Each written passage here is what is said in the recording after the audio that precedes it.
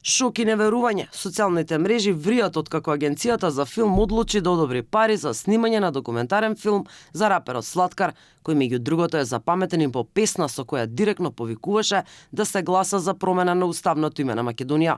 Во најголем дел од јавните реакции граѓаните велат дека имало други пејачи кои многу повеќе заслужувале биографска филмска обработка на нивниот живот и творештво.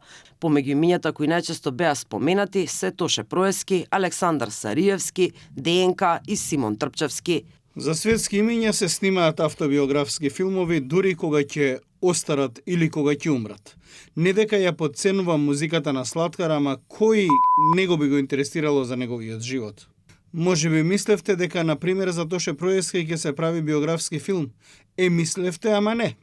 Или за ДНК, например. Не. Или еве за Симон Трпчевски. Ангел Симов од Гевгелија во 1957 во Скопје создал лек кој до ден денеска го користат неколку милиарди луѓе на планетава, а тоа е кафетинот. Георги Маленков со потекло од Охрид бил еден од највисоките функционери во Советскиот сојуз во 50-тите години. Во Македонија ретко се зборува за неговата историска улога. Ферид Мурат, со семено потекло од Лаковица, е добитник на Нобелова награда за медицина. Неговите откритија имаат големо значење за кардиоваскуларната наука. На овие тројца прво ми текна. За нив нема ни идеја, ни пари. Има за Слаткар. Продуцентот Пеца Талески од Тохо, кој пред 2 години во сомнителна процедура доби 2,5 милиони евра за документарец на Тоше во сомнителен конкурс во кој беше единствен апликант, а од филмот нема ништо, во телефонски разговор за Алфа појаснува дека филмот е за деца со посебни предизвици.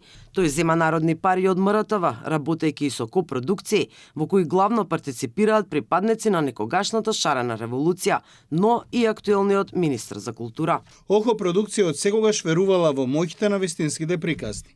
Приказни кои инспирираат, охрабруваат и оставаат трага долго по завршувањето на последниот кадар.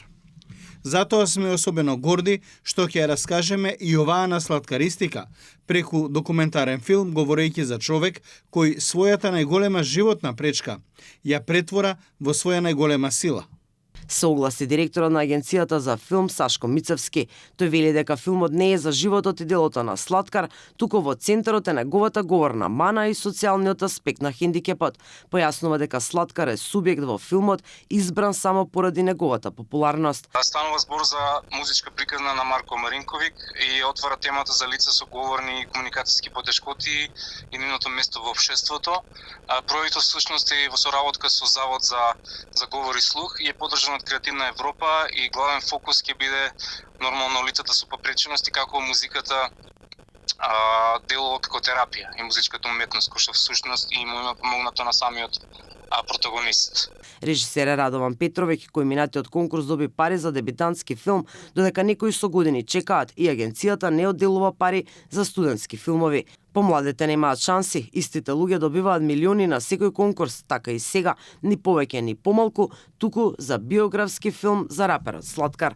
Министерот Зоран Љутков во телефонски разговор за Алфа вели дека не бил информиран за содржината на филмот пред да се одобри. Изутринава ги видел реакциите, а се информирал и тврде дека филмот не е биографски. Чудно за министр да биде толку детално запознаен со конкретно сценарио, па и толку интимно да го доживува и жестоко да го брани. Инаку Слаткар преку песна платена од претходната власт ги повика граѓаните да излезат на референдум и да гласаат за промена на името. Песната, отворено писмо, предизвика бура реакции и осуди во јавноста.